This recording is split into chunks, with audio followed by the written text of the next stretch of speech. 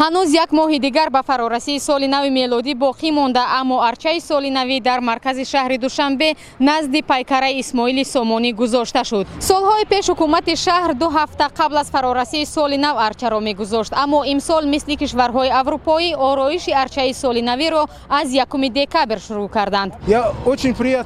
хушҳолам ки омодагиҳо ба соли нав барвақт шурӯъ шуд. умедворем имсол аз соли пеш зеботар хоҳад буд.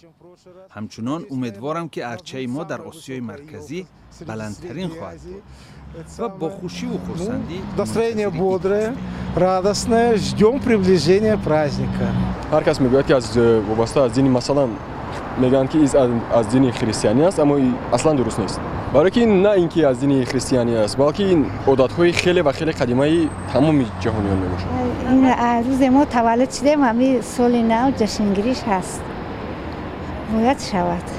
طبق اطلاع شهرداری دوشنبه арчаи соли навии имсола аз арчаи соли гузашта 1-2 метр баландтар аст ва арчаи идона бо муосиртарин таҷҳизоти ороишӣ зебу зинат дода шуда дар он ситораи 7 бурҷ ва чароғакҳо насб мегарданд.